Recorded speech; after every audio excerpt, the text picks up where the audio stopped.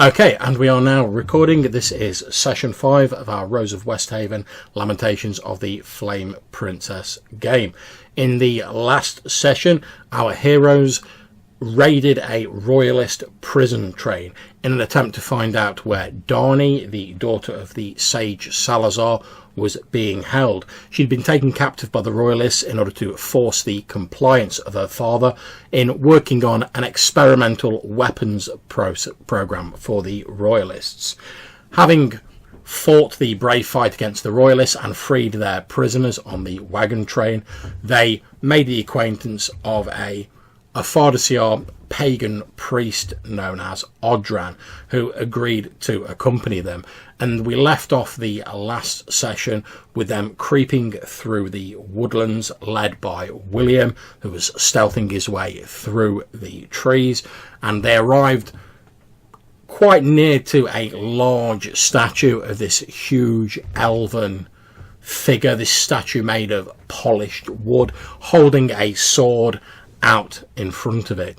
At the base of the statue was a small group of 3 royalists. There was a small campfire there, and sitting in the centre of the royalists was this beautiful woman, hands and legs bound, which they presumed to be Dhani, the daughter of Sage Salazaar. So without further ado, we are going to start off where we left off last time, with you guys peering through the woodlands. You should be able to see that on roll 20 now. So I'm going to bring up the initiative, and I'm going to ask each of you to roll your initiative, please, before we go any further, just to establish the initiative order. So if you can all do that, please. It's a d6 roll.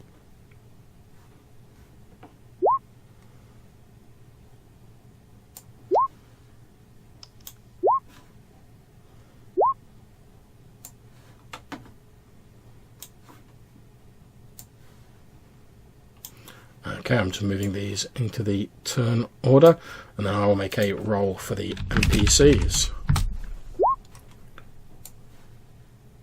I'll have a mighty 3.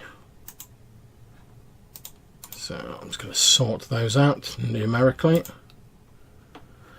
There we go. So, okay, so now, despite not being first in the initiative, William, you were the sort of the scout. As you can see from the little sort of ninja face icon that's at the corner of your token, you are still hidden by the very good stealth roll you made last session.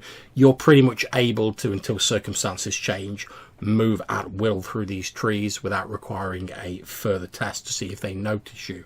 And since you're a little bit ahead of the others, although I have moved their tokens up just so that you can see them, the first turn will go to yourself, William. I would try to move somewhere around them and try to get closer through the statue so I can hear what they're saying. Okay, that is absolutely fine. Move yourself to where you want to move to. Somewhere here, but I would have walked right a long circle around it. That is absolutely fine. As we've established previously, you've been taking a great deal of care whilst you're in these woodlands not to step on any branches or anything like that. You move silently through the trees around, taking quite a long circuit to get to the rear of this huge statue. Now you're closer, you can see the sheer magnificence of this statue. It shows an ancient elf, very regal bearing, wearing sort of plate armour. It's, unlike most statues that are made of stone, it appears to be carved of polished wood, and it holds out a sword as though pointing the way towards something. You can hear, as you get nearer, the royalists talking. You can't hear the woman saying anything. One of the royalists says, "So, Captain, how long do we have to wait?" "Well, we've got to wait until the supply train arrives. Once they get here with the rest of the prisoners, we'll join the wagon, and then we'll continue to fall back to the base camp. I expect they'll have some further news about the Sage. And well, let's just say if he's not lived up to his part of the bargain, and you hear a sound like a weapon being drawn from a sheath, William, and from where you're seated sort of through the legs of the statue, you see the royalist captain has sort of drawn a small dagger, and he says, well, let's just say it's not going to go too well for this lovely young lady here, and he waves the dagger a couple of times in the air. You see the woman is sat with her knees up, her hands bound behind her back, and her head down. She's wearing quite an ornamental looking sort of thin, gauzy like hood that appears to fall down, covering most of her face that she's holding bound. The two guards laugh at their captain's quite unsubtle threat. Then, as they're saying this, there's and you feel more than hear a rumble, like a vibration, go through the ground. You see the Royalists are immediately like, what's going on? And they're looking around. You see the young woman sort of look around, her hood falling back, revealing her scared features as the tracks of tear marks down the side of her face. We're going to jump away from you for a few moments to the rest of the group, including Barden, the young boy who was previously the apprentice of Salazar, who's pretty much attached himself to Sasha. He's still wearing the ridiculously big floppy hat that you gave him previously. You guys have all just moved up following William, and then he's basically told you to wait there, and he's disappeared off into the woodlands to do a little bit of scouting. From where you are, you can just about make out the rest of you, this sort of small group of Royalist guards clustered near the edge of the statue. You can't see William. He's a bit of a master of stealth, so he's disappeared into the trees. So as this vibration and this rumble goes through the ground, Marku, what are you doing? How do you respond to it? So Marku's sort of leaning against the tree, sort of enjoying being in the forested area at this time. Upon hearing it, is it just a rumbling, or do we hear any sounds like people screaming or anything like that, or just? You don't really hear a sound. It's more like like how if there's like an earthquake, you get like the after tremors. Yeah. It feels more like that. It's just a slight tremor or a vibration that runs through the ground. You think the rumbling sort of like sound that you can almost perceive is probably just like the tree branches moving. A few leaves fall down due to this rumbling, but most of the trees in here, and I mean you know about these things, you're an elf. They're pretty old. They're probably not going to be dislodged by this. I'll sit down on the ground to try and avoid the gaze of the Royalists if they start looking about at this noise and if it seems surprised. But what my main attention is looking at the wildlife and seeing if they're reacting, in terror. If something foul is going on from what I've seen before. You have a look around and you've not really noticed it before because you're a bit banged up and you're intent on the mission. But as you look around, you notice it. You can't really hear the sort of normal noises you'd expect to hear in the woodland. There's no sounds of birds tweeting. Beyond the sort of the sound of the leaves falling and the surprised, shocked exclamations of the Royalists, you don't really hear much at all. Do I know if this is an elven forest or not? I don't know if... It's a forest. You would guess from the large elven statue that elves have probably been here. Mm-hmm. Okay. But you know yourself that most of your people were driven out of the mainlands of Westhaven and were sort of forced into Fardasiar. So although once upon a time your people were like all over the land, they've now been forced back to Fardasiar, but they might have been here once upon a time. Stands to reason. Okay, so while I'm down there, I'll whisper at Sasha. Sasha, where's William? We need to make our move fast if we're going to do this. This noise is going to disturb them. Sasha looks at the elf while she's pulling at some of the leather straps for all her guns and. You know my name. Well, he went off hiding. And she pulls up in the breastplate. I think we should do a little, Have you seen this time? Use our intellect. I always suggest we use our intellect. Okay, so here's my plan.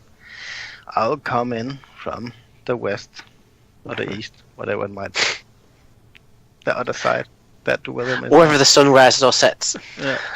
And I'll try to get them to follow me and pretend there's something going on with the larger force. Your planning session is broken by the sound of a panicked screaming from the direction of the Royalists. We cut back momentarily to William of Riverhead. William, in the fading sort of aftermath of this rumbling that echoes through the clearing, you see what appears to be the ground begins to collapse in front of this statue, and what looks like a large hole opens up. And I'm going to draw that roughly on the map. So there's the outline of it. You see the panicked screams of the Royalists are cut off abruptly as they fall down into this large hole. William, you see the Dhani, the young woman, also falls down, but she manages to grab hold of a tree root jutting out from the edge of the bank. Okay. I'm just checking on something. Okay, I would immediately pull out my rope and try to move at this space and try to throw it over to her. Okay, that's no problem. You don't have to make a roll for that. She's quite near to you. You throw the rope over. She grabs hold, takes one of her hands off this root, grabs hold of it, and then grabs on with both of her hands to this rope.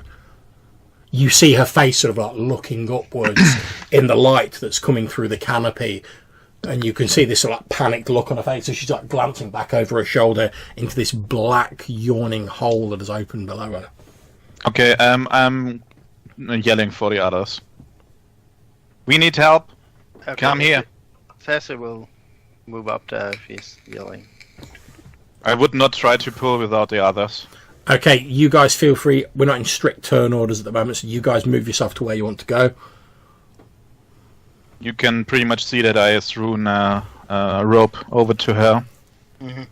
And I'm So it's a... pointing at it. Help me. She will shuffle through and move. Okay. A hand of the rope and help him with it. Okay, yeah, as you run over, Sasha, young Bardon, with his hat bouncing up and down on his head, runs after you, and although he's probably not going to be much help pulling the rope because he's a little bit weedy, he does like grab hold of it, and he's trying to help as best as he can. You see Odrin and Marku run up as well. Marku skirts behind the statue. Are you all grabbing hold of the rope? What are you Modron, what are you doing? Yeah, I'm helping with the rope. Okay. Marku, how about yourself? You skirted behind the statue. I'm looking for Royalists because I think there's something spooky is going on. Every time we've encountered them before, either some crazy, like, kind of skin dripping creatures appeared, or we've heard stories of them doing some weird experiments. So I think there's some more of them nearby, maybe in hiding. So I'm kind of like looking around, trying to catch sight of anything. Okay, not a problem. You're keeping a lookout. Whilst you're doing that, the rest of you manage to pull Dhani out of this chasm that has opened. And as you're all sort of near the edge and you're looking down, you can see that actually this hole's not that deep. It's about sort of like 15 foot deep.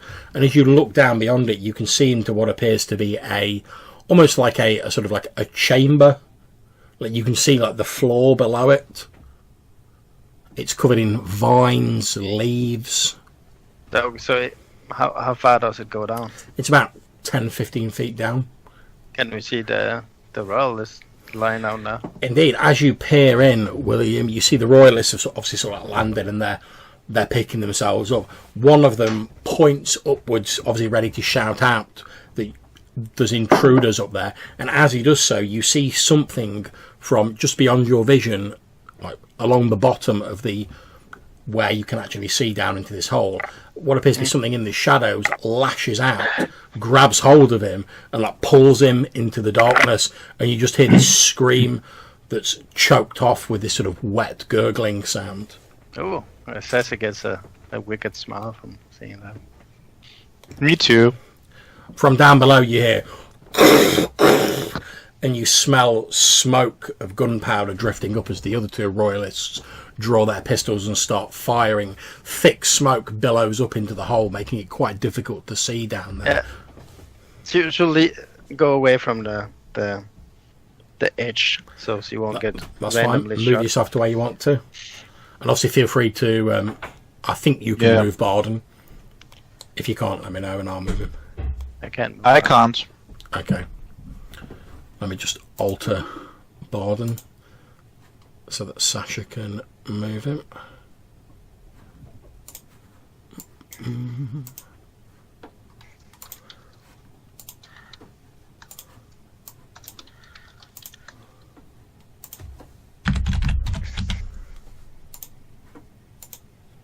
Okay, Sasha, you should now be able to move Borden. Yes. Okay, how about yourself, Okay. Audrun? You can see this smoke billowing up from the hole. You can hear screaming down below of these Royalists.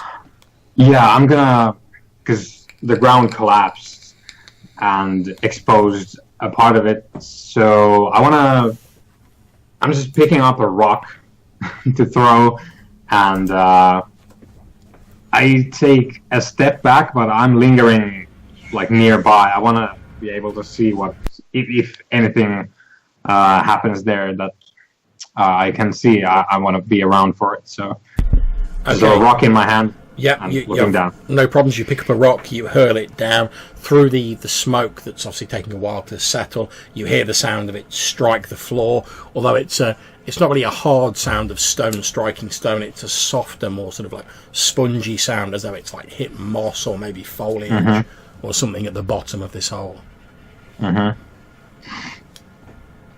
Yeah, I'm standing by with my fish head cudgel, just waiting for the smoke to clear, and we'll see. Okay, as you're waiting for the smoke to clear from sort of like this end of the hole, you see what appears to be one of the Royalists. He's like covered in scratch marks, his clothing's torn, he's like crawling into the area you can see, and he's like, oh my god, help me, and then he gets pulled back into the darkness. Yeah. His screaming trails off, and again there's another sort of wet, snapping, crunching sound.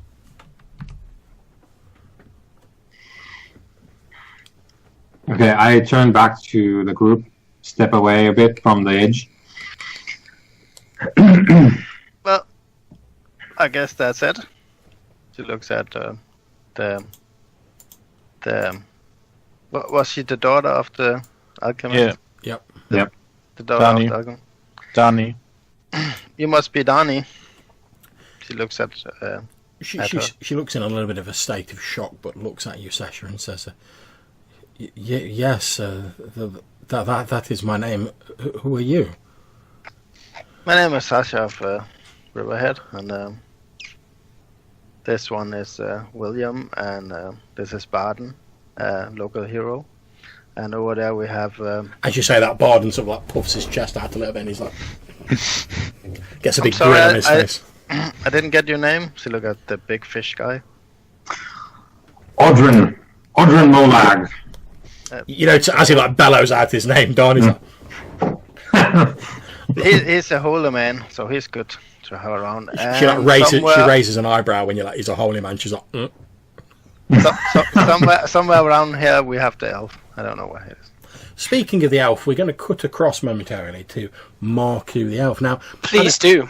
So as you're making your way round this statue and you're keeping a look at Marku, you notice that there is elvish inscriptions carved into the hardwood base of this statue. And you can read these inscriptions. Obviously, being an elf, it's quite an ancient elven dialect. Obviously. So you're not sure you're getting the precise sort of nuances of it, but you can make out the broad strokes of what it says. And it says, we place this statue as the guardian of our temple. May the sleeper warn us of any who seek to desecrate this holy place. Sleeper. Do I know what that is? Is that a deity in the... You would know that sleeper is how elves who have given into the long sleep and have effectively become trees themselves. That's how they're referred to. Because elves don't really die. They just sort of slowly become one with the natural world, and they become almost indistinguishable from trees themselves. That's correct. But the elves don't refer to it as dying or hibernation. They refer to it as the long sleep. Okay. Now, I will, after a while doing, keeping an eye out, there's no sign of any Royalists, I will eventually come back to the party after checking out these inscriptions. Okay, not a problem. You're all gathered together. We're not in combat rounds. Feel free to talk as you wish. I would try to cut the restraints of Dhani. She smiles at you gratefully and says, thank you, young man. We should leave this place, and soon. Yeah. it is a troubling omen that the woman was spared where all the men of God were swallowed by the earth. I don't think this happened for no reason at all. It may be a sign. I sort of glance back at the statue over my shoulder. Perhaps you have something in that. This place belonged to my people long ago. They don't take well to uninvited guests. Dhani looks in your direction, Marku, and she says, I did hear my captors talking. They said something about there was rumoured to be some sort of a lost elven treasure in this area that they were hoping to use to contribute to their war efforts. That's why they brought to me here. They wanted to look into it on the way past, but I'm afraid I don't know any of the details. Those royalists should not have anything of my people. They would not understand what it is that they are dealing with. Did they mention what it was? Did they give you any indication of a name, a strange sigil, or anything like that? She looks at you and says, I know only that they said they had apprehended a bandit who had found what they referred to as a soul stone in this area, or I heard one of them call it an elf heart gem. I'm sorry, this is more my father's line of work than mine, but when they mentioned it, they had the look of avarice and greed in their eyes.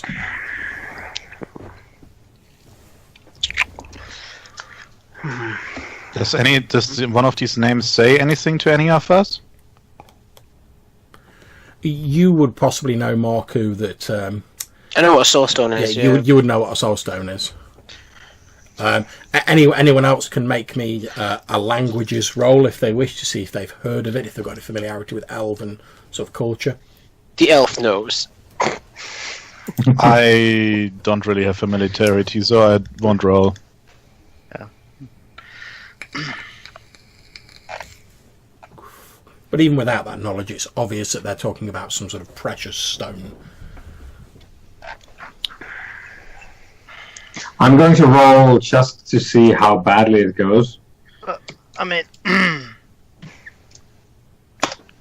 Sasha leans over towards the hole. Given there's clearly some sort of monster down there. I mean, but the monster didn't attack any of us. because It we could are in have. the hole. It could have. I think it was one monster killing some other monsters if they are. Okay, so if you're moving up to the edge, William, can you move your token up to the edge of where you're standing? Sure. Don't do it, William. Okay, as you're peering down into the hole, William, you can see sort of like down in a corner of the hole, which I'll show you roughly where that is, sort of about here. You can just about make out, now the smoke has started to clear, what appears to be a very faint greenish glow. Okay. I'm calling Sasha. Sasha? Yeah, I maybe you point- shouldn't stand that close. I mean, I point at it. uh-huh. What is this? I don't know. Don't stand that close. As the Could you at least try to identify it? Oh man, she. Nope. And she climbs up on the. Can I stand on the foot of the statue? Yeah, feel free. And she holds like with one hand on the statue and looks down in the hole. Okay, you lean down and peer into the hole. After a few minutes, the smoke is pretty much cleared. And as I said, it's a chamber, but where the walls would normally be. The walls all appear to have like vines growing into and around them. And as you peer down, you can see amidst this tangle of vines what appears to be a green emerald, perhaps a green sort of crystalline stone about the size of a fist. And it appears to be emanating this sort of very faint greenish glow from it. Yeah. Mm-hmm. She looks better, William. I guess it's some sort of, elf demonic magic or something. Marco? Yep. Because I'm sort of, I've this entire time I've sort of had my back to the hole, like I refuse to look down there. Come here. You need to identify something. Sassy crawls back. Okay. Good idea. Let him do it. He's the expert, you know. Being an elf. I'll wander over reluctantly. Okay, move yourself to where you're going. I point at it. What is this? Okay, so as you peer across the hole to where I've drawn the red X on the map, you can see amidst the tangle of vines that make up the walls and floor of the chamber below what appears to be a fist-sized precious stone, and you know that it is indeed a soul stone, and you know that the light emanating from the middle of it, this sort of like light green light, is effectively the last flickering remnants of like the life force of the person who possessed it. That is an elven relic of sorts. No good will come from those who try to take it, especially in this place. Yeah, we saw that. It's no harm to us as long as we don't disturb it. So we should just leave it there and don't do anything about it? Why is it there all of a sudden? I think... As you're thinking about it, Mark, I mean, you obviously, if this was like a currently sort of active temple, you'd probably know about it. Given the fact you don't, you would guess that this place has probably been like abandoned for like, I mean, if it's from the days when your people were like prolific in this area, it's probably hundreds of years old. I have a feeling that they brought that stone here. This place looks abandoned. I think it was found. What, you mean the Royalists? Mm-hmm. Anything that would have been in this temple would have been long gone. So what, you want to bring it back to its rightful place or something like that? You want to just leave it there and wait? Maybe someone else will steal it. The Royalists know where this place is? Okay. I mean, I could probably handle it, but... I mean, to be fair, William does have a point. From what Dhani has said, the Royalists are obviously aware of this place. I mean, they're planning on potentially robbing it. They may have told other... Yeah, sorry. I tell you what, Sassy says. You go down there, and he climbs over here. I'll cover you. As he pulls out the gun. From here, William will cover you from there, and... yeah. Maybe which, just a point. This ground started to collapse once one of the Royalists threw a dagger and tried to impose harm on someone. Maybe it could be just nothing, but we should maybe keep our weapons away. I mean, if that's the case, the whole land would have collapsed since we're in the middle of a war. Maybe it's just because it's so close to the statue. I wouldn't take a risk in this case. Is the entrance to the temple blocked by the hole now as well? Like, This hole appears to drop down directly into one of the chambers of the temple. You've not seen an actual more sort of like formal entrance or exit to it. Oh, I would try to search the statue for any kind of hidden passageway or a contraption or whatever. Sassy will sheath her pistol. Before you do that, William, can you throw me the rope? Sure, I give her the rope. And I would try to take something metallic out and poke on everything on the statue and try to look for hidden mechanics and anything. Yeah, and I'll try to make a lasso and make it fasten here. That's absolutely fine, not a problem. Okay, William, as you're searching around the statue and you're tapping at it, you do indeed, as you tap onto one of the small sort of like knot holes on the base of it, what appears to be a small compartment at the base of the statue opens up, and inside you see what appears to be a leaf, so like a large flat leaf that has been rolled up and tied with string. Marco, come here. What now? I'm sort of looking at ways to get down there and get this temple. I point at the compartment and the leaf. What is this? What do I see, Jim? Okay, as you look in, you can see a large flat leaf that has almost been rolled up into a tube and then tied with string. You would know that sort of like back in the day, your people, before paper became common, they used to use leaves and bark, etc., to write things down on. It's probably some kind of inscription about this temple. It's weird that I don't know that it existed here. I'll reach out and I'll take it and have a look if that's... Wait. I take out my 10-foot pole, walk 10 foot away, and poke at it. Okay, you poke into the compartment, and as you do so, there's a slight clicking sound, and what appears to be a large thorn, like off a vine, is ejected at speed out of the compartment. Obviously you're 10 foot away, it goes nowhere near you, you're grand. However, if you'd have been stood in front of it, that thorn would have hit you at speed. You are welcome. That's odd. What is Who it? carries poles around? I try to do it again just in case there's another one of these. You tap it again and there is a slight clicking sound as if the mechanism's working again, but there doesn't actually appear to be any further thorns in it. There's just like a click. I shall gingerly remove this leaf parchment and see if I can read it. Not a problem. Yeah, I would try to help him with the pole, and so that he doesn't get attacked from this mechanism.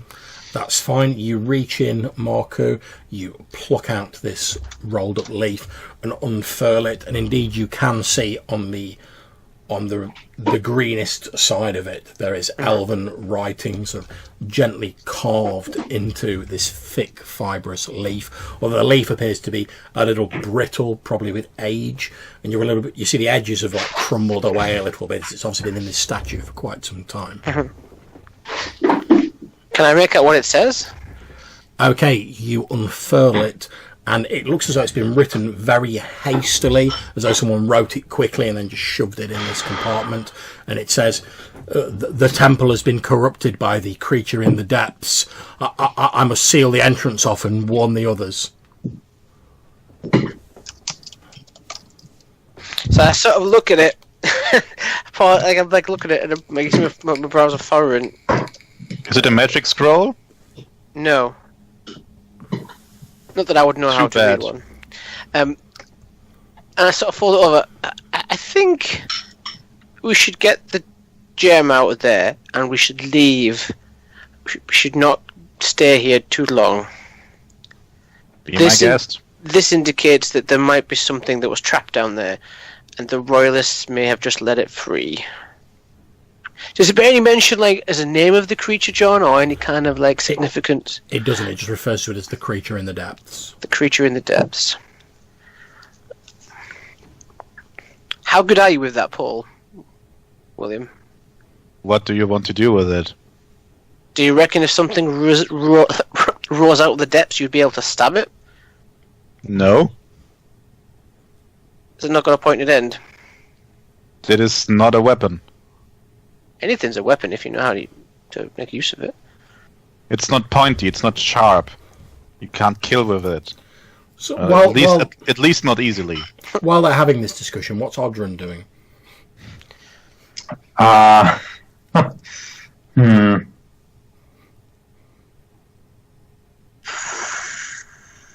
The gem is where?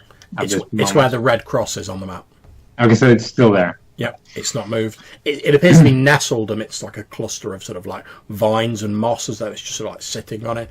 However, as you peer in, Odrin, looking at it, you get a little bit closer, you can just about make out, sort of tangled amidst the vines around where this stone is, what appear to be small shards of bone. Mm-hmm. You can also see Sasha doing fumbling with the rope, trying to get it attached. And you are lassoing the weapon of the statue, is that correct?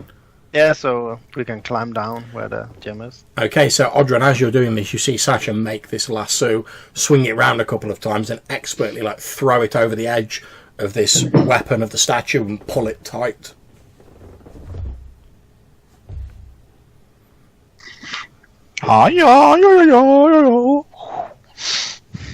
Okay, so is someone going down? So let me go down there. Yes. Yeah, Sasha says and smiles to her. Come over here. It's best if I do this if we're going to do it. But I I'm agree. looking after the gem, okay? Yeah, I agree. We're not- Just get over here. This is not part of the spoils. Whatever we've agreed, Salazar, this is not part of it. Okay. So what do I you do? will. So someone could get a rope, attach it somewhere, and Yep, you can see that Sasha's already looped a rope over the outstretched sword of the statue. Yes, he's holding the other side of the road, waiting for you. Okay. Do I have anything that I can use at range to The- like, I The will rope is 50. The rope is 50 feet long, just so you know. I will tell you one thing as well. As you're looking down into this hole, you can see that the light doesn't seem to like penetrate far down into this hole. It's quite dark and dingy down there. But the only reason you can see it all down there is because of like this faint green glow coming from this gem. So just go quick in and quick out, okay? And if something launches at you, we will shoot it. I would try to grab the other side of the rope to save him, to pull him up if he got in danger. all right, lower me down carefully. Well, you can't be lowered down. You have to climb down. But you've got a rope around me, right, in case this goes awry. That's exactly the point of the rope, yes. Okay. I will climb down, John, and absolutely not metagamingly, knowingly I'm going to die. I will climb down and I will try and get this gem. Okay, so It's absolutely no metagaming knowing that there's a fucking creature out down there. yeah, I was gonna say it's not metagaming. You've seen it. Not at all. I didn't see it. I didn't see nothing.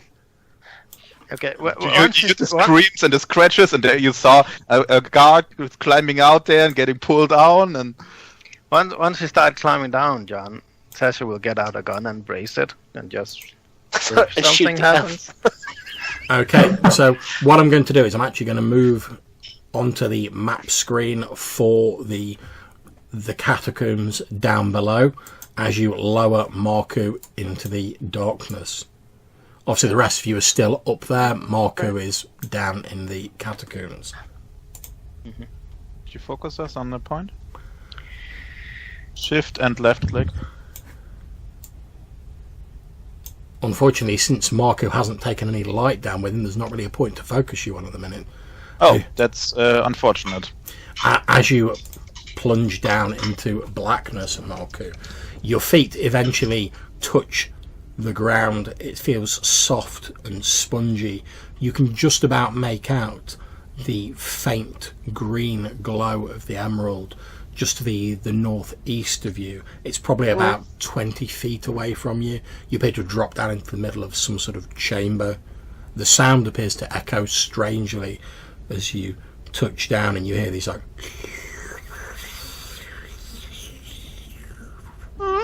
Okay. I will carefully and slowly move towards the green light. Okay, that is absolutely fine.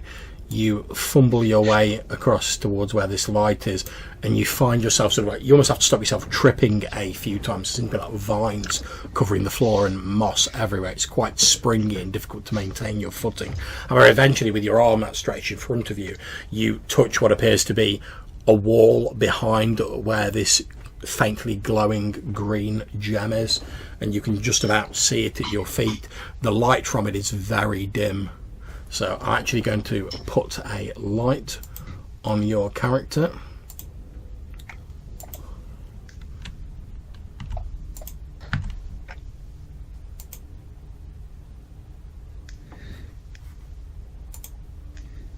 There you are. It's still completely black on my side, but I will... Yeah, my too. Alright, okay. Let me just fiddle with it a bit more. Maybe you have to on the character on the second page. You can. I see him. What the players see. Oh, I see him. yeah, now I can see him. Yeah. Yep, okay, there you are, Marku. The gem is at your feet. The blue bit you can probably just see is the wall.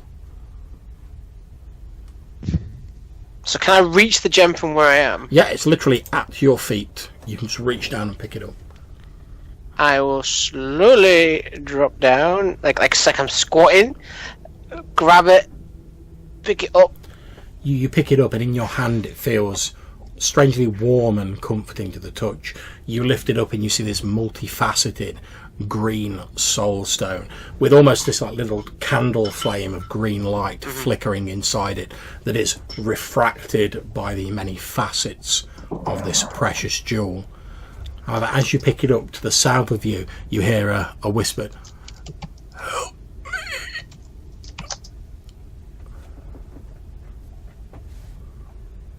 Sasha? William? Okay, now we'll tell you guys who are up above. You can see Marku holding this gem because it's glowing, but that's pretty much all you can see. So anything that's on that map, consider the fact that you guys can see it because you're like peering in from the edges effectively. Yeah. Okay. Just get up. Quick. Right, I'm gonna retrace my steps gingerly, hugging this stone to my chest as a. Not like I would try to keep the rope straight. Okay, as you're grabbing the rope ready to pull yourself up, Marku, from the north of you, you hear. I start tugging. Phrasing. And try and climb up a bucket. Okay, you start climbing up. The rest of you guys see. Now, Marku, what are you going to do with the gem? Because obviously that's the only thing giving you any light at the minute. So are you going to try and climb one-handed with the gem out, or are you going to put the gem away, which obviously will mean you'll be plunged into darkness, and try and climb with both hands, which obviously be quicker, but you won't be able to see anything until you get out. How big is it again? Excellent question, John. Excellent question. How big is it? How deep is it? How big does the stone is? The stone's about the size of a fist, yeah.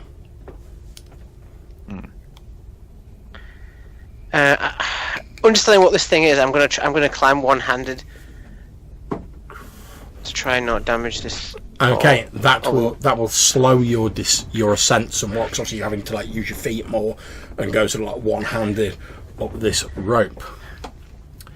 Yep. But I'm sure it's absolutely fine. Okay, so the rest of you guys looking in, you see Marku sort of slowly climbing up using his feet and one hand holding this gem in his others. When you hear this from in the darkness, and what appear to be two hands emerge out of the darkness and basically grab hold of your legs, Marku, as you're climbing up. As you look down, you can't see exactly what it is, but you can see what appear to be two sort of slender arms with sort of almost perfect, immaculate, almost elven-looking hands that emerge and grab onto your legs. But you can see that it's weird. They almost have what appear to be traces of vines or moss growing out of the skin as this pair of arms grabs you and effectively tries to pull you off the rope.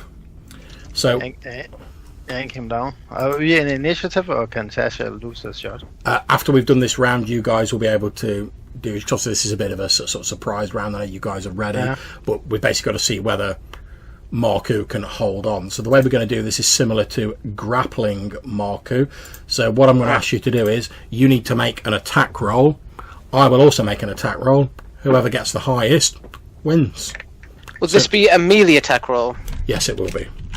Okay, so since we're using the disadvantage, would he have a disadvantage since he's only using one hand? You will have disadvantage, Marku. But he has the rope around him, so falling down is not that much of an issue. Can we give him advantage again, so it's 0 again through that? I would say with you guys assisting him, that's fine. So we'll just do a normal roll versus a normal roll. Okay. Okay, so Marku, if you want to make your D20 roll, please.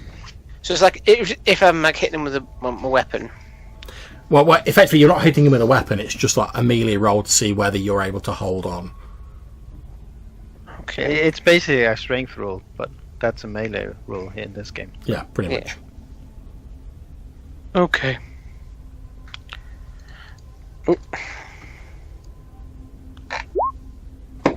So do I roll twice and take the lower number? No, because the disadvantage has been cancelled out by the others helping you. I feel that, yeah.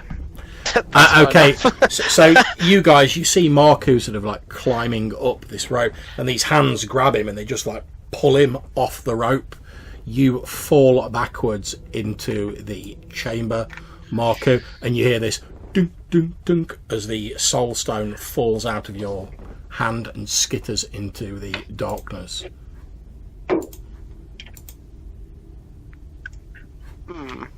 But I'm in the darkness as well now.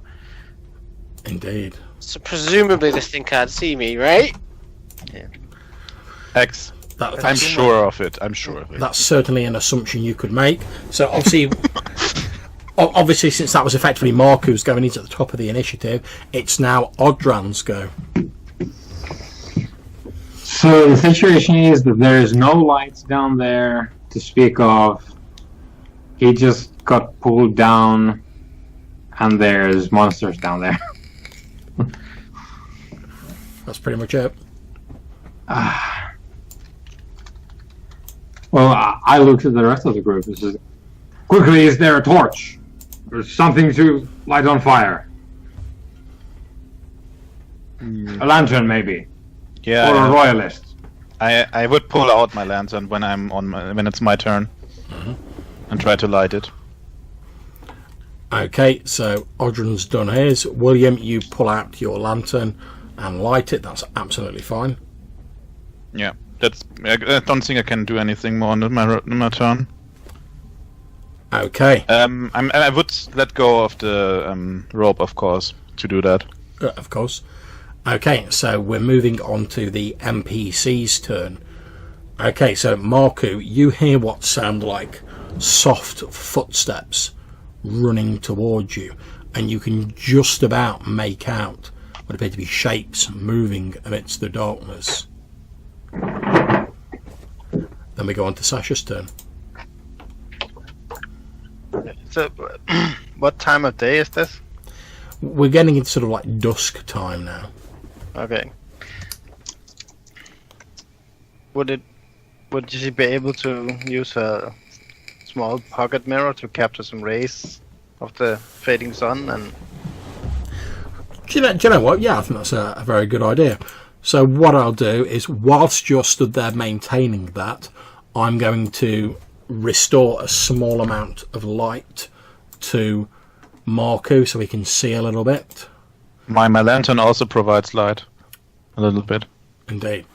So with the lantern of Sasha and the mirror of Sasha and the lantern of William, you're able to see a short distance around yourself, Marku. And as the light shines down, you see what appear to be three figures, so moving with an almost animalistic, predator-like sort of lithe movement. They look like elves, but no elves that you've ever seen before. They have these strange patches of like moss and vines seemingly growing out of their skin. They have this almost look of rabid hunger on their face as they start circling you in the way that an animal might while it's sizing up its prey. Then we go on to Marku's turn. So am I effectively prone on the ground at the moment from falling? You've got time to stand up, that's fine.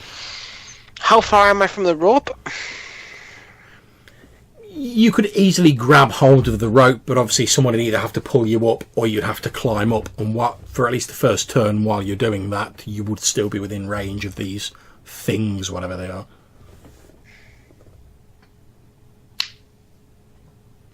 Can I hear anything above of what they're doing? Well, you can hear like a bit of shouting and a bit of like chatter, but like I say, the sound seems to move strangely down here, and you're not entirely sure what they're saying.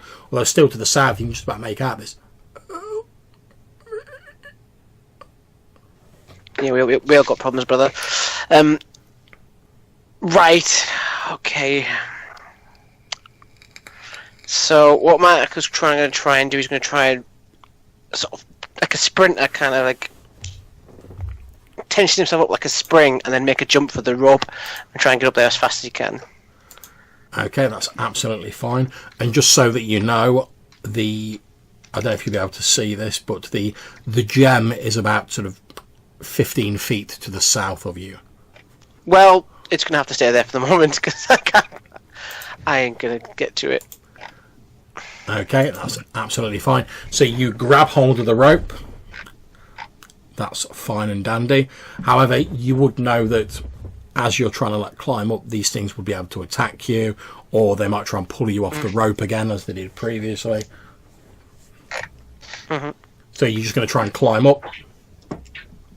So it's up to you, dude. My options are limited. Well, yeah, I'm just going to book it. I'm just going to try and fast I can and hope that they're not very quick. Okay, so you start climbing the rope. When it gets to your next turn, you will have climbed the rope and you'll be upstairs again. Mm-hmm. So we move on to Odrin. Odrin, as you look down, you can see Marku climbing up this rope, and you can see these things, like I said, they're more sort of animalistic than human or elven. You see them like crouching down on their haunches, rather like a predator getting ready to spring. Okay. And Marku is getting up. Yeah, he's climbing up the rope as fast as he can. Can I help him by pulling the rope up? I would say, or in any other way? I would say you certainly can do that. And if Marku gets attacked, I will say that his attackers are at disadvantage because obviously they're trying to grab him while you're hauling him up. Yeah. Yeah. So basically what I'm doing is I pull the rope because I imagine it's a bit like on top of the entrance. So I pull it to the side so that he can basically climb up the wall. Okay, not a problem at all. We then move on to William. How many rations did we use up while walking here? You would have used 2 rations each. Okay. I think I would throw down one of my rations near these beasts just to try to distract them from him. Maybe the smell of something to eat would lure one of them away or something. Okay, you throw your rations into the darkness, and you're quite surprised when the creatures sort of run backwards out of the little circle of the light towards where you've thrown your rations, and they disappear into the darkness. And you hear this. That worked. So that's what the NPCs are doing. So we now come over to Sasha. Well, she'll, I mean, he's on his way up, right? So she'll put the mirror back in her pocket, and she'll keep an eye on anything that jumps out of the hole, and will shoot it. But otherwise, she won't do anything. Okay, that's absolutely fine. You stop shining your light down there. For a moment, Marku, you're sort of plunged into a murky darkness. However, since we're now moving on to your next turn, you scale the rest of the rope and you find yourself back up top with your allies. I have been in some elven temples in my time, and they've never been like that. Whatever's down there is not. You owe me a ration. Done. And gladly, and I sort of like crawled. I'm sort of lying on my back, like about 10 feet, okay, maybe 15 feet from the hole. So they're back. You should have thrown the gem. I mean, I couldn't see anything down there. I didn't know there was those things. One thing you did get a sense of while you were down there, Marku, is, as I said, sound did move strangely down there, but due to like the echoes you could hear and the footsteps you could hear, you got a sense that this like underground area was far larger than the small bit that you'd seen. We should we need to do something about those things. If they get out of there, they're just going to terrorize the people. It would be rather easy to lure them into some kind of trap or something. Worked for me. And then we need to get that. So I really should get that stone. It shouldn't end up in the wrong hands. No offense. Yeah, I'm not sure what this stone already does, but if it's important for you, maybe we can find something else important down there. Did he read out loud what the leaf said? No. I give you the abridged version. The what? Shadow demon. Bad things in the hole. The leaf wasn't that long. Where's the abridged here? Bad things. That's Bad things down there. That's it. He regales you with the brief tale that the temple was corrupted by something in the depths and was sealed. They looked like elves, but they weren't. Maybe they're the demon version of elves. Maybe we should wait until daytime so we can see clearly down there.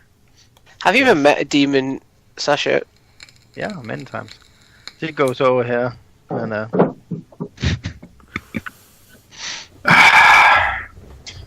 mean, I think waiting to the sun rises would be a good idea, but I'm not sure I'm comfortable camping this close. I mean, can they get out? Well, we can set up a watch. Could we not camp in the trees? Camping the trees? Yeah, make some hammocks and camp in the trees. But what do you want to make hammocks out of? Bedrolls. We could work something out. I won't do that. Bedrolls? It was just a suggestion. Sheet. It's a sheet. It seems a bit risky.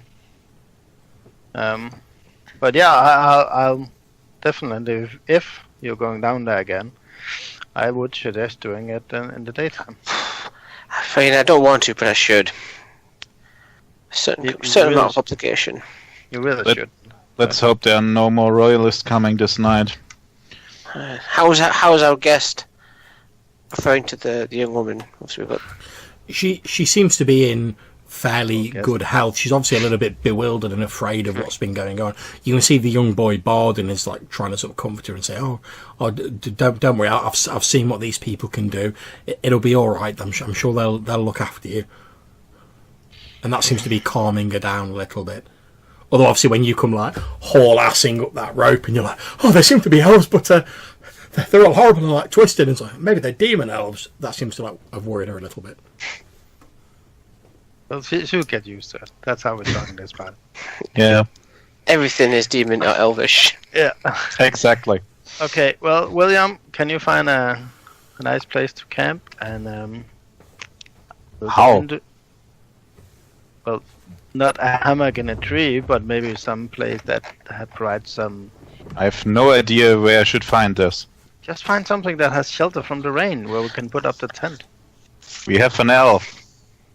I shall approach the holy man and with his stick and ask him, if we are to camp here and you are to accompany us, is there any way that you could, I don't know, ward this place for evil spirits?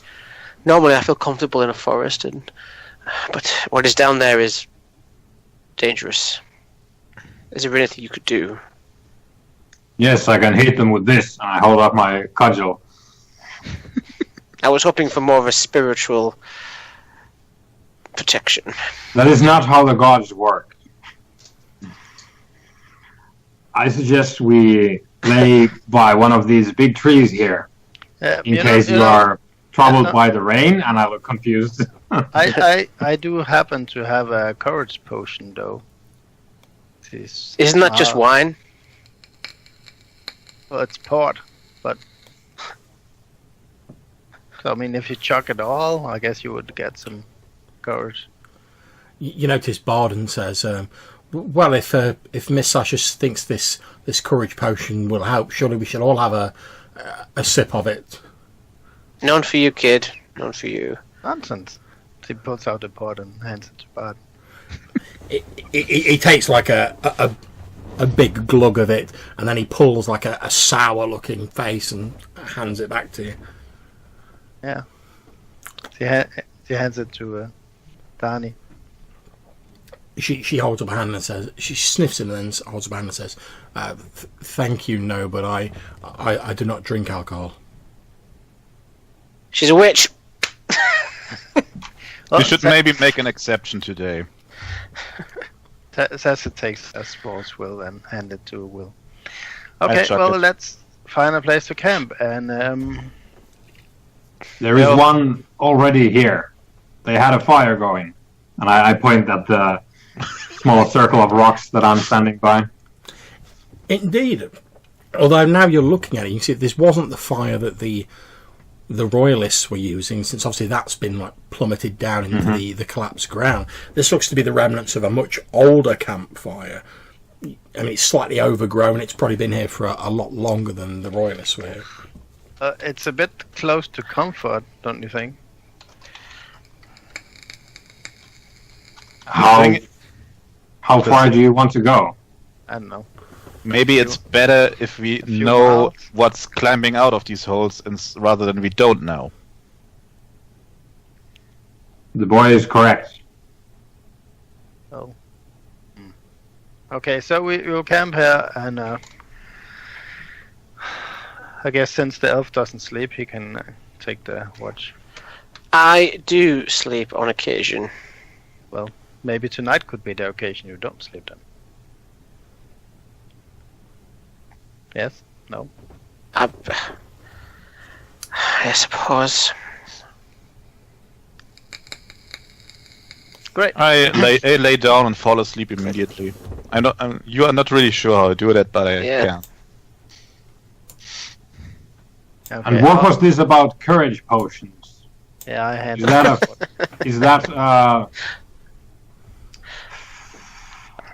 royalist way of talking about beverages?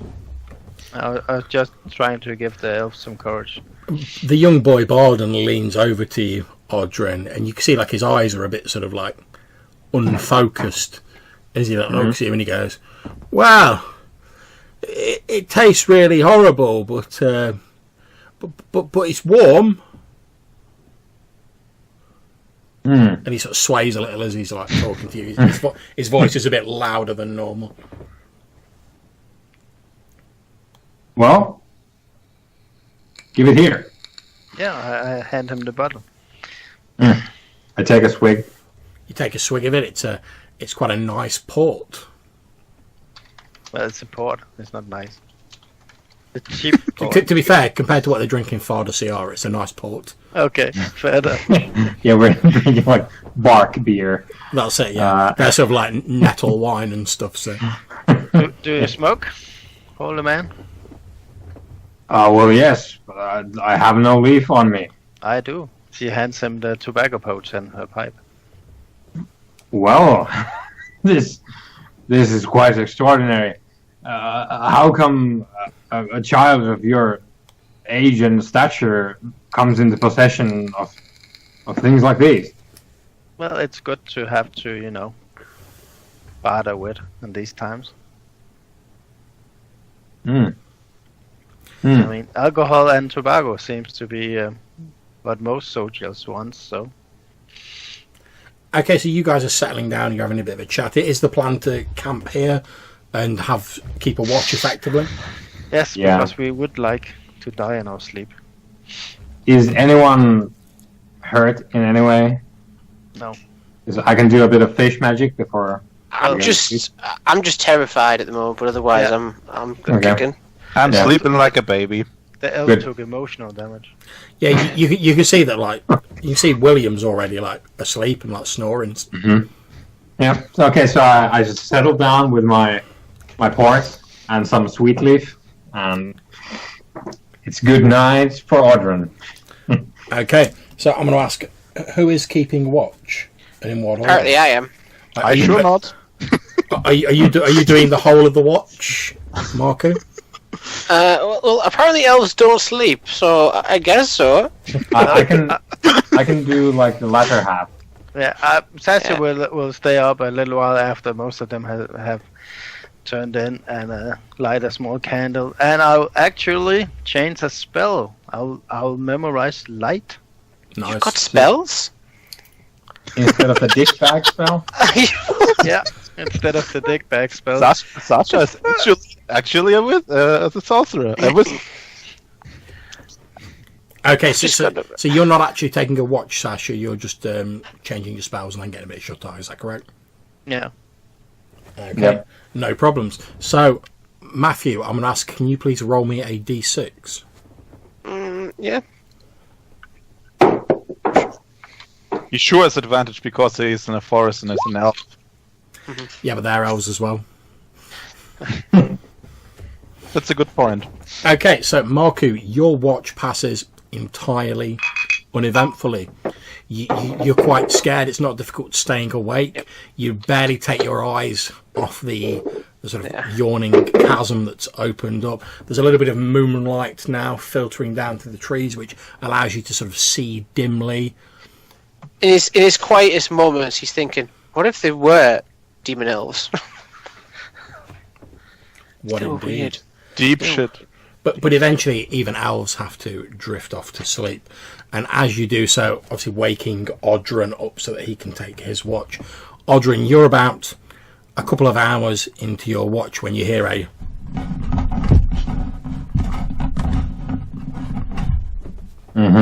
coming from the edge of the hole. And as you look at it, you see what appears to be a pale hand emerge over the lip of the hole, clinging onto the vines on the side of it. You can see the pallid, almost chalky white skin shining in the moonlight. And again, these strange, almost like blotches of moss that appear to be like growing through the skin of the hand. The ground isn't shaking though. It's just okay. I had a bit of a sleep, so I'm not as hammered anymore. Or high. So if I have the opportunity, I'm just gonna go play whack-a-mole on the edge. Just hammer down on the hand with my cudgel. Okay, yeah, you certainly have the opportunity to do that because it's still climbing out of the hole, whereas you've been watching the hole. So, in fact, you can attack with advantage. So, if you want to make your attack roll. Yep. How does this work again? Oh, there it is. Okay. So, it gets the cudgel, and I'll roll twice from the sheets. Yep.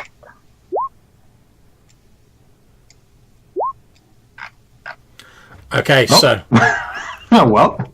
So you obviously you take your second one. Now you have done enough damage to kill this thing.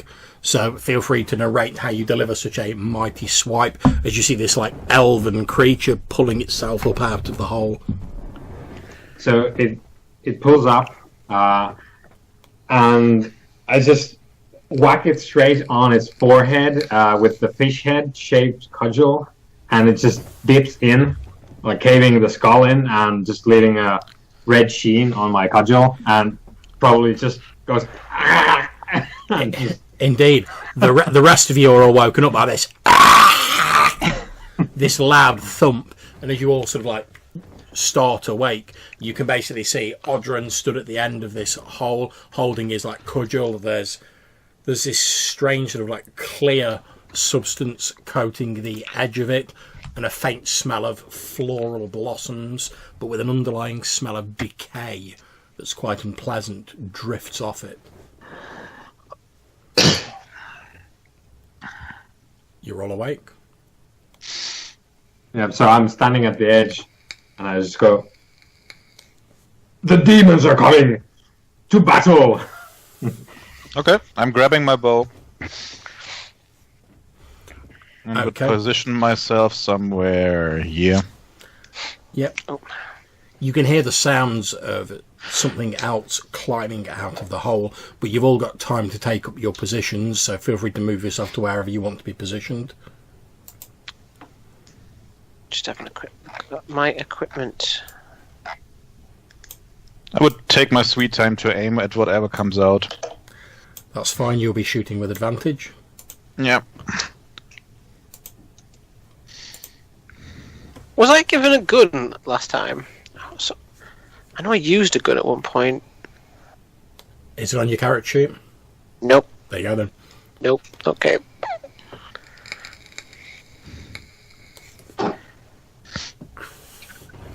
Okay, so we're going into initiative order. Like I say, move to where you all want to be positioned before we do that, because you've all got a bit of time. Do I have time to scuttle up a tree? Yeah. Should we roll initiative again? No, we'll stick with what we've got for now. Okay. I'll scuttle up this tree. Can I push Dhani aside and stand where she's standing? Yeah, you certainly can. Every elf for himself. So you're standing in front of Dhani, is that correct? Yes, like that. Flee for your life. Yes. Okay, Barden moves in to stand next to you. Sasha, you can see he's holding his little dagger. He's like shaking a little bit, but he's stood next to you with his big floppy hat on and his little dagger. I'm nervous now. I'm at full health. Okay, we then go on to the initiative order. So Odrin first. You see these two diseased-looking elven creatures pulling themselves up the vines at the side of the hole, moving with this strange sort of predatory grace almost, especially on things that look so diseased and wretched, as they haul themselves out of the hole around you. Are they up now, or are they still coming? They'll be up top at the start of their turn. Until then, they're still climbing up. So are we saying that since they are basically incapable of defending themselves, I'll just whack them with advantage? Okay. So the whack-a-mole continues.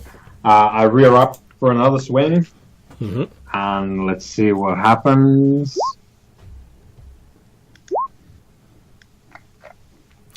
Okay, narrate how you dispatch one of these creatures. This time, actually, because it's had a bit of more time than the first one, so it's almost up, and I just, instead of swinging it with the head, I just bring the handle down and just puncture it like next to the collarbone, just dip it down, and well, puncture the lungs.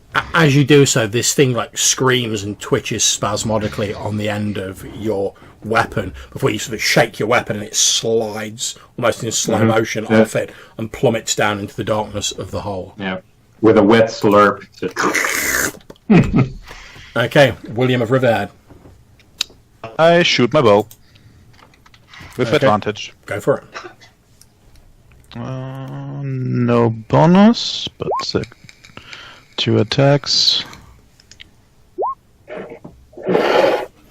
19 or 18. Describe how you dispatch the second of these creatures. You can see it sort of come up at the side of Odrin as he's dispatched the first one. It's getting ready to leap at him. You can see that its nails are almost like claws, and it's baring its teeth as it's getting ready to spring as you line it up in your bow sight. When I see it tries to pull itself up to slash at Odrin, I would just hit one of his arms, and the impact is so hefty that his arm nails itself to the wall, and this thing just falls down and crushes on the ground. Indeed. So you shoot this thing, the impact of the arrow through its arm actually like carries it backwards, so it's like pinned to the statue. Your arrow sticking out of this wooden statue.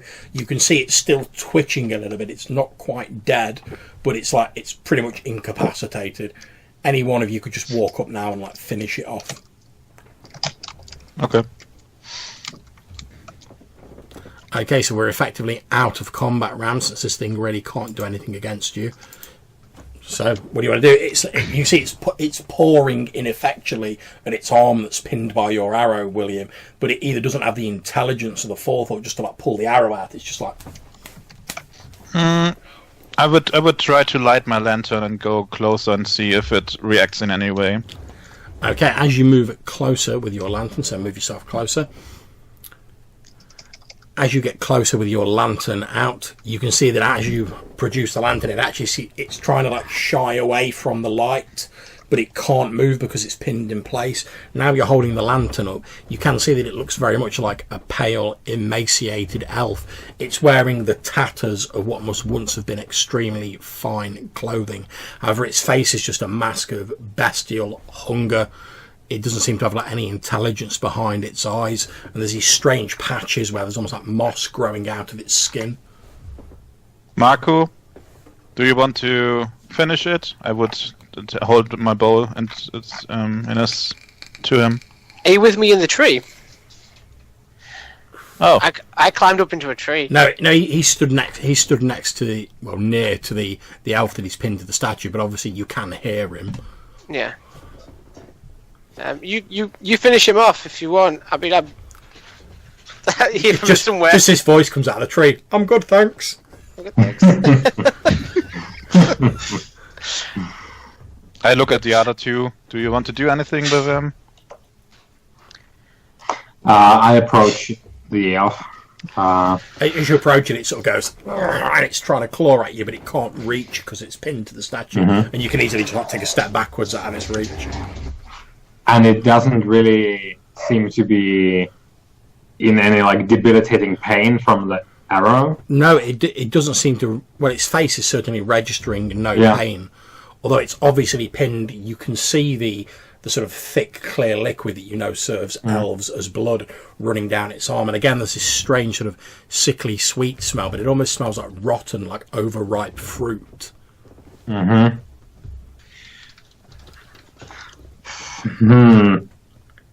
look at it, kind of disgusted, and I just I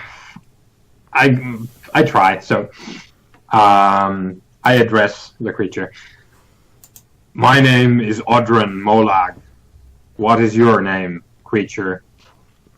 It snarls at you and again tries to claw you with its hand.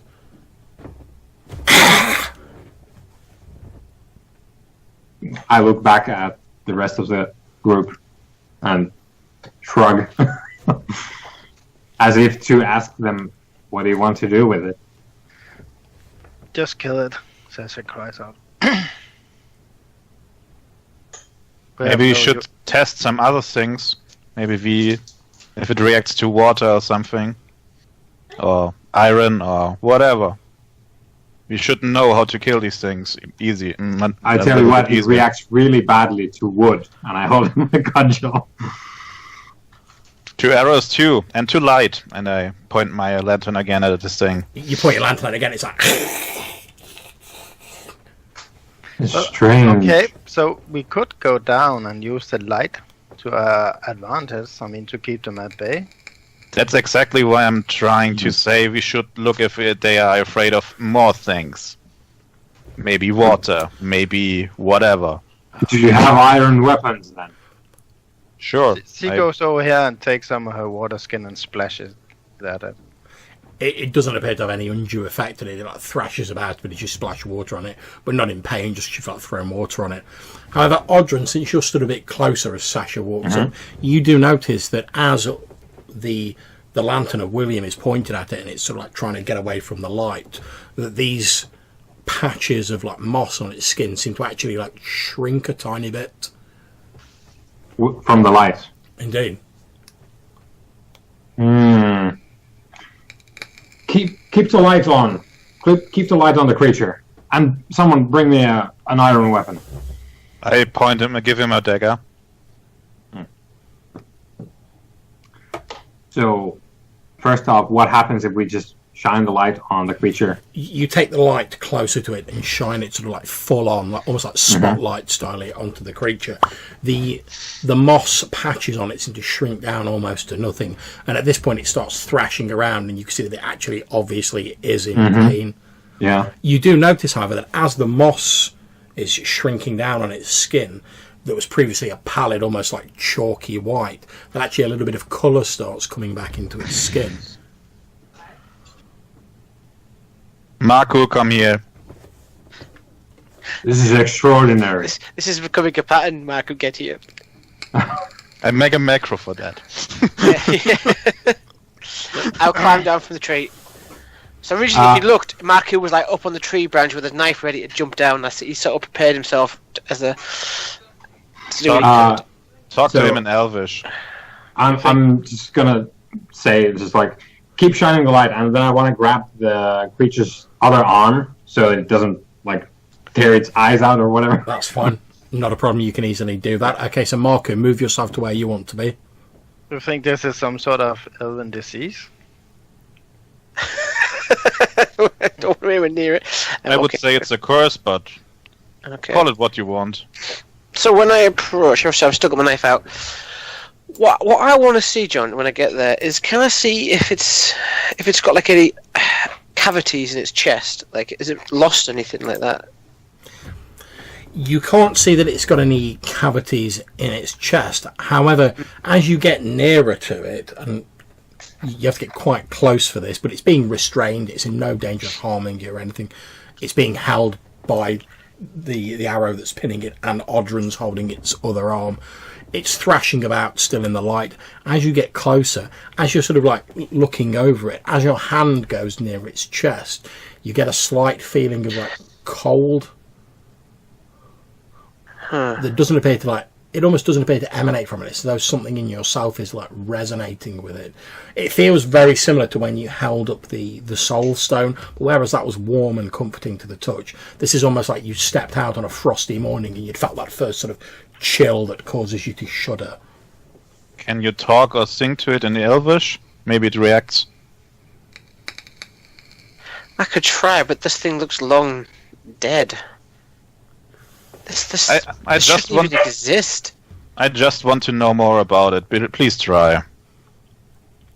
As the gods have spoken to us, that is not dead which can eternal lie, and this one looks like it's been here for a long time. I'll try and speak to it in the tongue of my people. What do you say to it in the tongue of your people? That's an excellent question. What is your who are you? What does your daddy do? Who's your daddy? What does he do? Sorry, I gotta get that out of my system. Okay, I'm gonna I'll ask what him or her's name is and how they came to be underneath the temple. Okay, it growls at you and in a sort of incoherent manner, but as you listen carefully with your excellent elven hearing, you do actually make out one or two words. You make out the words for corruption, sickness, and madness.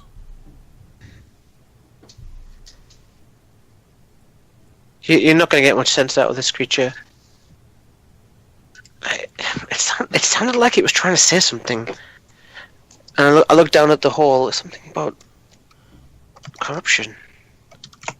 Maybe you should shine the light a little bit longer on it. Maybe it will sound clearer. Maybe. Have you brought a torch near it? My lantern is shining on it constantly. Like a naked flame, like an actual burning flame. I think I'm looking at it. I don't think I have one. I'm going to get one of my candles out, John, and light it. That's absolutely fine. And try and carefully draw it close. As you draw it close, again, it sort of shrinks back a little bit from the flame. But in the closeness of the flickering candle flame, you can see that in the light from the lantern that William is shining, that it's these small patches of moss have almost completely disappeared from its skin now, and its skin started to return to a slightly more healthier light bluish hue than the chalky white it had previously. Something about this moss, look, you see? It's shrieking away from the heat. Well, the light, more likely. But I guess we could tie him down and see what happens when the sun hits him. Would be interesting.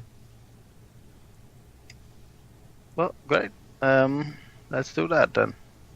Let's tie him to the statue, since he's already half pierced to it. She'll take the rope and again make a little lasso around, if Odrin allows it, around the other arm and kind of go around the statue, kind of so one side with the rope and then reinforce the arrow part with the other side of the rope, kind of tied to the statue. Yep, that's fine. You secure it to the statue. Given the fact that it's restrained already and it's shrinking away from the light, it doesn't really have any chance of resisting you doing that. It is now restrained. All it can really do is sort of like kick its legs around a bit feebly and sort of move its head about.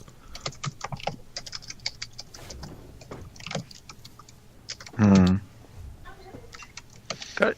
I guess we just have to wait then, and she goes back. How close is it to sunrise? It'll be about 3 hours until sunrise. I would take the last watch.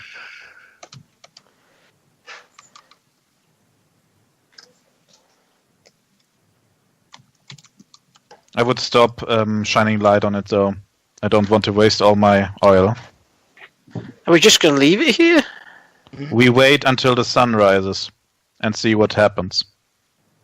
Okay. I will sit guarding it then with... If Sasha is staying up to watch, I will sit to guard it as well. Okay, you sit up watching it for a few hours. Can those of you who are staying up to watch it and make sure your tokens are near it, anyone who's just like getting some shut-eye, move yourself back to the campfire? I'm probably sleeping because I was on watch. So Yeah, I did sleep all night, so no problem. I smoke a bit and go to sleep. Okay. I keep my bow close to me, so I can. Sasha will be react. half awake over here, just... Okay, that's fine. As the first rays of the sun begin to filter over the horizon, and much to your comfort, Marku, the sound of birds and animals begins to you look back at this restrained elf. You can see the moss is now completely gone from his skin. His eyes it's gone the healthy sort of light bluish tone of an elf rather than the sort of strange chalky bone white it was previously. And he looks around himself a little bit bewildered and then looks down at the ropes restraining him as though he's seeing them for the first time. Is Marku awake? Yep. Marku, yourself and Sasha are sort of nearby. I just point at him. Can you understand us? I say to the... He speaks in Elvish, but his voice is very hoarse as though he's not spoke for quite some time. And he said, "Yes, I can understand you."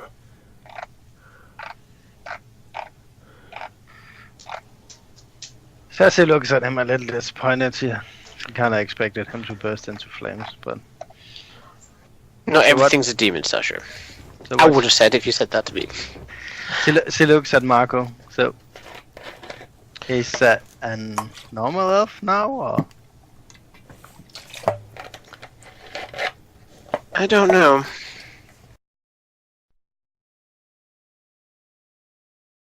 He did seem to understand me more. I'll try and respond to it. It's been a while since I've used the tongue of my people. I don't know if this game has a version of calendar and date, but I'll try and ask him what's the last date he remembered. Common calendar, and everything he says is in Elvish. The date he gives you is for a date 300 years past.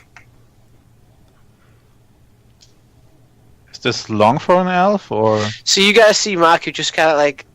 He's speaking, his eyes he just kind of like looks incredulous, and you hear him like repeat a few words again and again. Apparently, this guy's 100 years old. Yeah, okay. Is that normal? Can you ask him Really?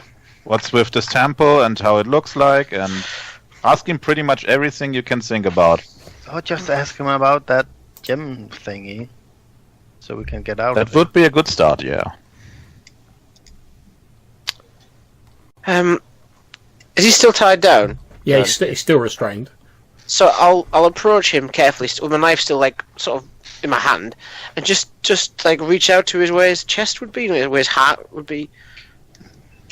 And does it still feel cold? No, you now feel a slight warmth emanating from him. What's the last thing you remember, stranger? I remember there was our head priest, Shalana, said that she had discovered some even more ancient ruins below our temple, and that she had found something that she believed to be a blessing of the first elf, Sheena Wrath. Huh. Then a strange sickness, a madness started spreading throughout the shrine. There were those of us who tried to convince Shalana to seal the shrine or to go and get help, but she believed that the blessings of Sheena Wrath would protect us. Right. And what is your name? My name is Dekath. Dekath. I'm Marku, and these are my friends. I'll relay back what's been said, just for brevity. I won't repeat everything verbally, but I will leave out the bit about the first elf. I will admit that part. As you say, these are my friends. The elf sort of looks across at Sasha and William. As his eyes fall on William, he makes an exclamation, which is effectively, it's the elven equivalent of saying, "Oh, God preserve me." I notice.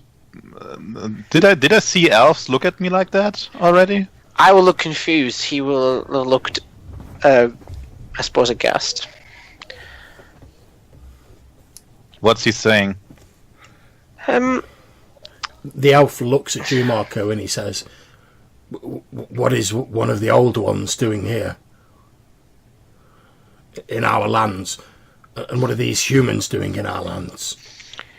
You've been in that place for a long time. Things have changed significantly. Let's just say.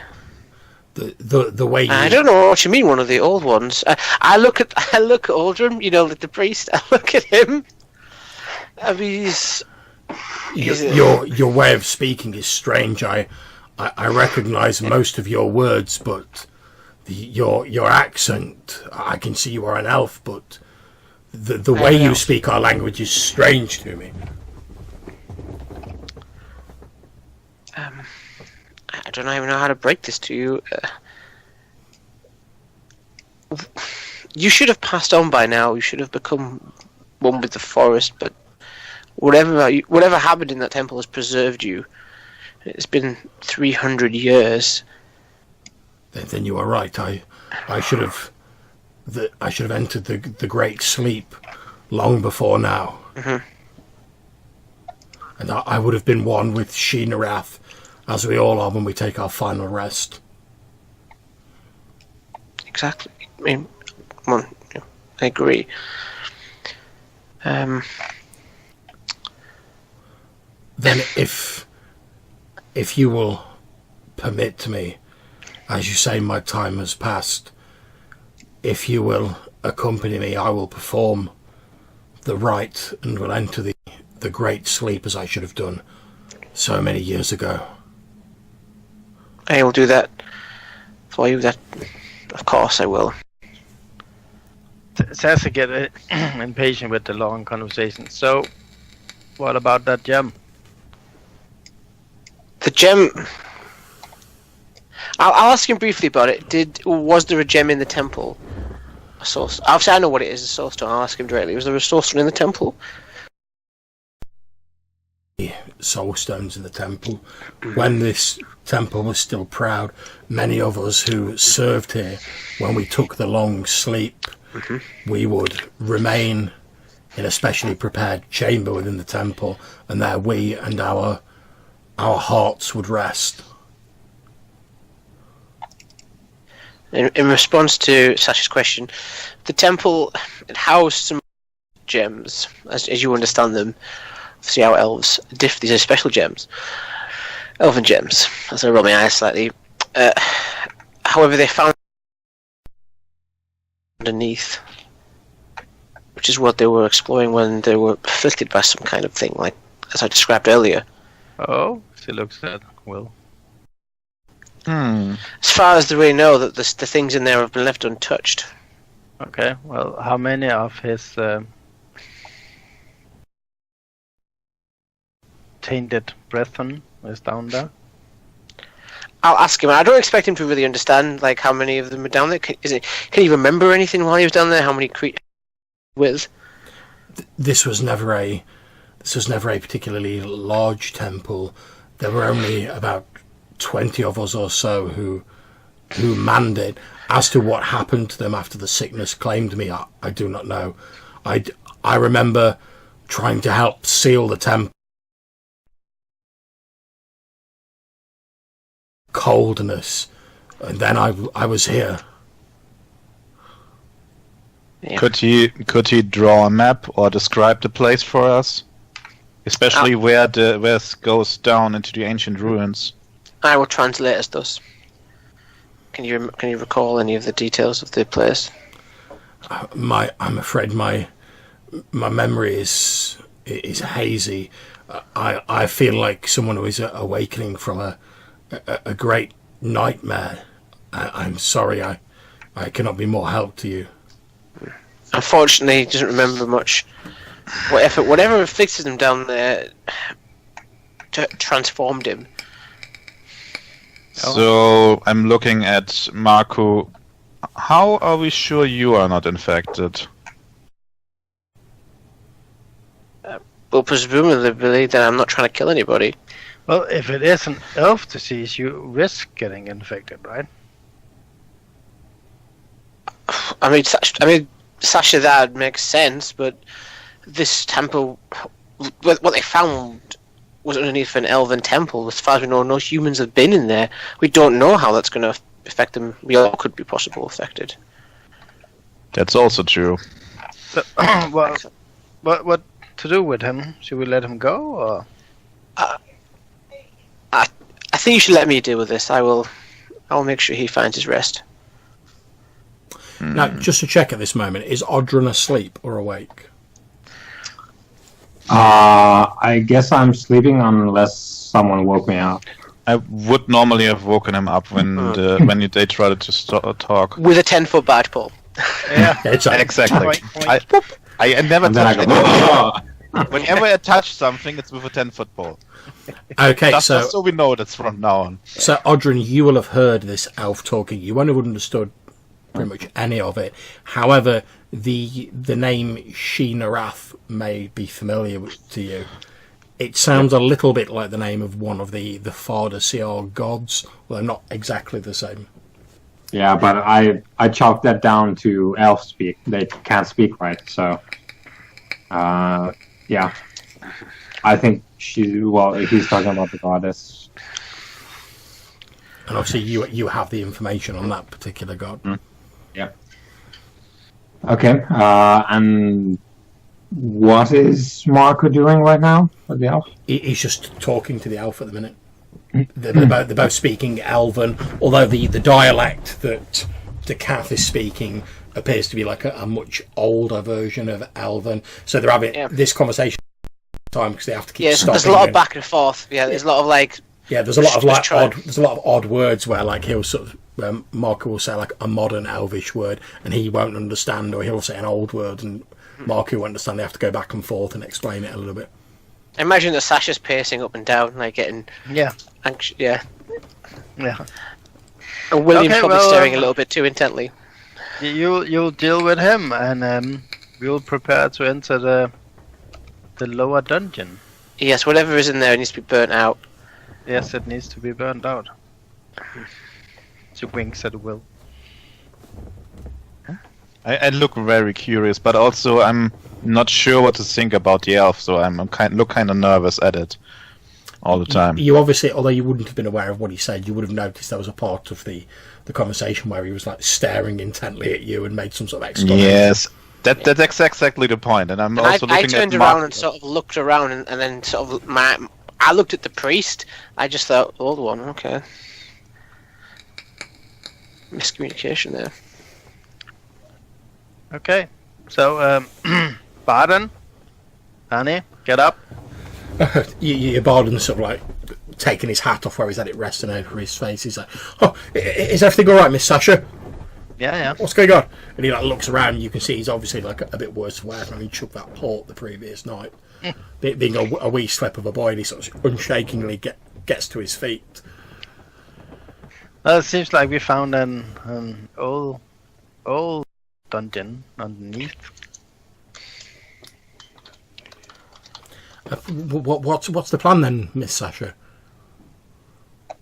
And he's sort of helping Dhani sort of like get up as he's saying this. That's a good question. Should we mark this, Will, and come back later? Or...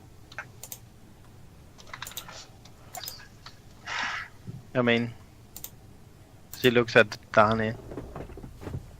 I don't suppose you can fight?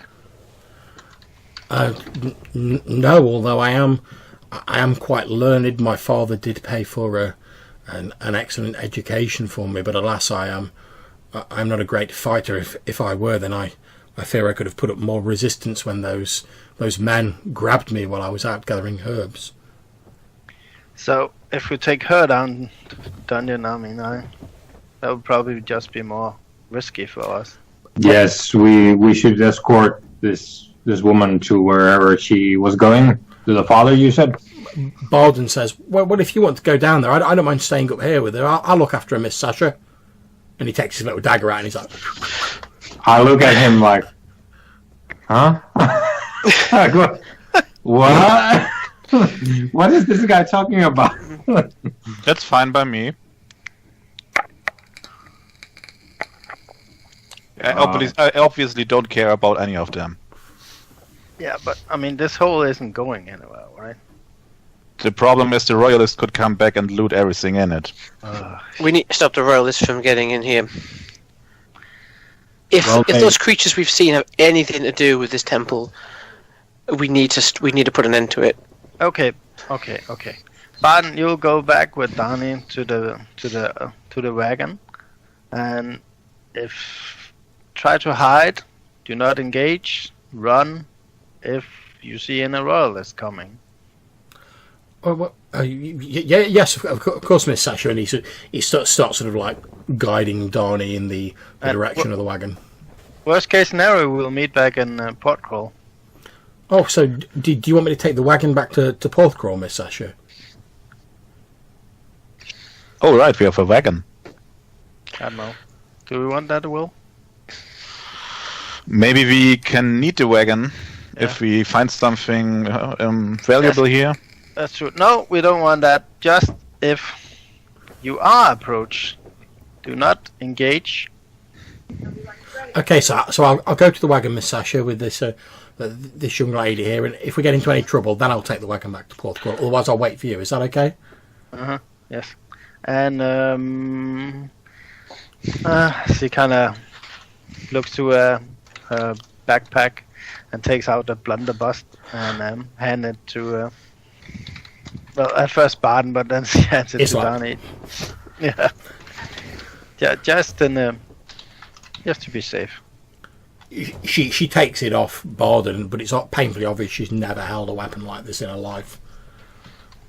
Okay, so you point this end, and she points at the cone end, and you pull this back. No, it was a wheel lock, right? Don't get it wet. Yeah, don't get it wet. And you just pull the trigger, and if you're lucky, it shoots out projectiles at the enemy and kills them. Okay, I'll do my best, she says. Hopefully I won't have to use it. Yeah.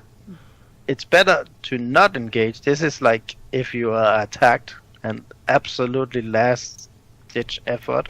This is not meant for you to go hunting or doing anything. It's best you hide while we're down there.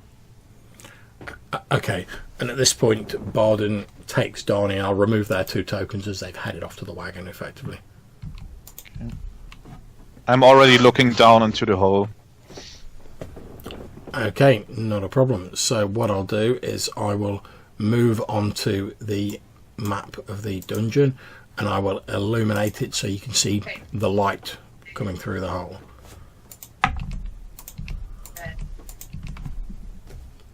I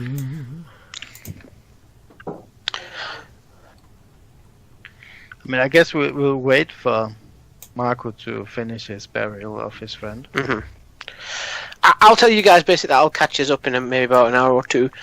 I'm just going to help this elf find peace. The blue things are walls, right? That's correct. Okay. Yes, it was. Oh, Royalist. Everywhere we go, Royalist.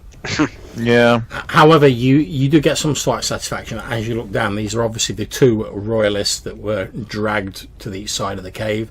You can see that they appear to be almost entirely covered by vines, and they are not moving. Good. A dead Royalist is a good Royalist. Here. Yeah. Okay. Well, I suppose. How many ropes do we have? I have 1. Well, then we have 1. I've got rope as well. I've got 50 foot of rope. Maybe we should just keep 1 here so we can climb up faster if we need to. Yes, good idea. We'll attach the 15 feet rope and use that to get down, and keep it attached, and we'll bring the other one. Okay. Okay. So, as we already know, there are traps in here, and I point at the compartment of the statue. We should don't touch anything, don't walk anywhere you didn't poke with a pole already. And I pull out my pole. Okay, I guess you should go in first, then we'll. Yes. I also pull out my chalk and try to mark anything that looks suspicious. And So everything is covered in chalk now. exactly. Okay, so you're dropping down into the hole, William, is that correct? Yes. We attach a rope onto the statue again and climb down there. Okay, are you getting a lantern out or anything similar? Yeah, exactly. I'm pulling out my lantern and light it in one hand and put my rapier in the other. Okay. Or a pistol in the other. Okay. Maybe you should go next, Ogren, and I'll lower down our backpacks.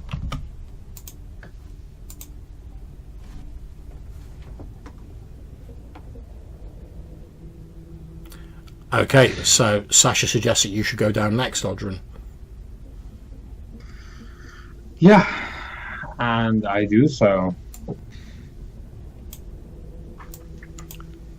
Okay, do you have any lantern or anything similar on yourself, No. Odrin? Okay, No. that's fine.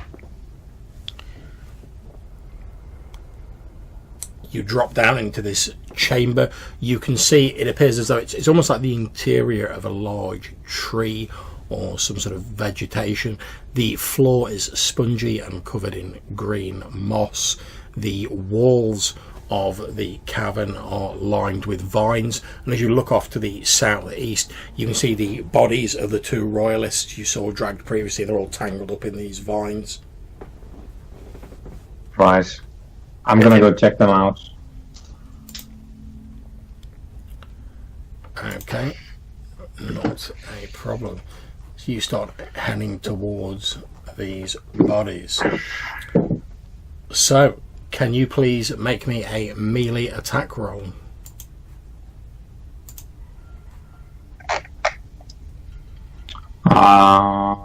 Does it matter if I use a weapon or? No, it's fine. Choose whichever you. Yeah. Okay. Okay. What's with the ones today? Okay, I'm going to make mine. Okay, so as you move in to inspect these bodies, you see the vines start to move around the bodies, and then before you can react, they lash out, wrapping around your arms and your legs, and they start dragging you towards the wall of the chamber. Ah! You still got my dagger. The walls are alive! I yell. I turn around and draw my rapier. Okay, well, we're effectively just an odd run. We're effectively on your turn, William, so... Okay, I'm running down there and try to cut him out. Okay, move yourself a little closer and then make your attack roll. I would love to move here.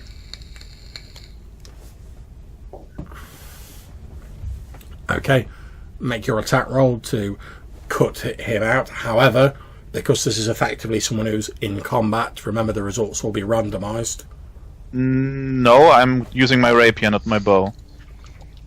Yeah. Oh, right, I see. Yeah, you're cutting him out. My apologies. Okay, yeah, no problem. Make an attack roll. That's why I'm using it. My rapier, not my bow.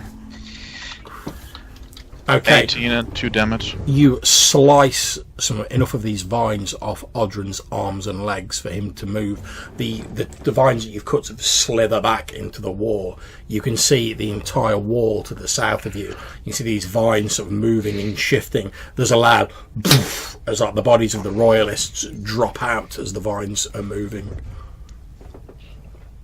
So the blue stuff is the walls, right? That's correct. Yeah. If it's a white area, it's the floors. Yeah, okay. Okay, so Sasha, obviously looking down, you can see this going on. So he's free again? Yep. Okay. Could we move a place away, or...? Okay. Yeah, if you both want to move the space backwards, you can do. Yeah. Okay, well, maybe you should stay away from the walls and just... I would pull out my 10-foot pole and would try to poke at it, just to, and another place, maybe here or somewhere, just to check it. Okay, as you're sort of like poking around, you can, and now in the light, now the sort of the combat effectively is over. You can see that all the walls of this chamber are made of these large twisted roots with strange sort of tubers sprouting from them. At random intervals are these almost like large green pustules embedded in the walls, each of them about the size of a human. You can see a couple of them where they appear to have been sort of punctured or broken open, and there's a sort of light greenish fluid leaking from them that has this odd sickly sort of rotted fruit smell emanating from them. This smells like this creature. Yeah. Maybe they hatched from it. I don't know. Sasha will lower down the backpacks and then crawl down unless they are attacked in the meanwhile. I try to shine the light of my lantern directly on this. If something changes. Okay, I'm just going to drop Sasha in. Are you carrying a lantern or anything similar, Sasha? Nope, but she will, once she gets down, she'll get a torch ready. Okay, that's absolutely fine. So I'll set up a light on yourself. Okay, so you drop down. You do shine your light, William, on these vines, and they do sort of writhe a little, or they don't withdraw as much as the elf did that you shone the light on earlier. Okay, so we're going to move on to Marku now that Sasha's dropped down. Marku, what are you up to? Obviously, you'll have seen all of this going on below. I was, wasn't I helping the elf go on to his deep slumber? Wasn't I away? If that's what you wish to be doing, that's absolutely fine. That's what I was intending to do, yeah. I was... Okay, So I thought we waited until he was finished, to be honest. I mean, if you have to, that's fine too. I'll be. That's what I would have done. What William would have done. Okay, that's fine. In which case, what I'll do is I'll give you a quick précis of what happened with that, so we can move on. What you did, Marco, is you moved some way off into the wilderness with this elf Decath, obviously having untied him, etc.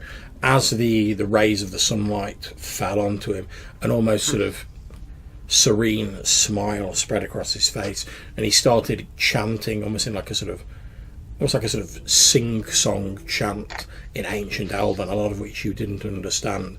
And then as he finished it, he sunk his fingers and his feet into the moss and the soil around him.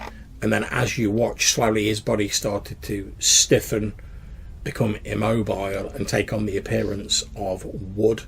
And as you watched, slowly green leaves started to sprout from him. And within a few moments, where this elf had been stood, there was just a small tree emerging from the ground, and you knew that he had entered the long sleep of your people. It's been a long time since I've seen that happen. Time. And obviously, you went back to the others. Yeah. And now you've seen what's going on down below.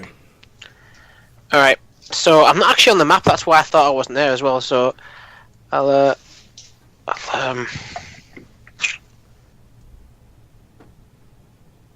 Right. So is anyone been injured yet?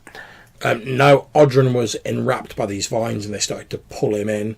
However, William leapt forward with his rapier and sliced the vines to free him.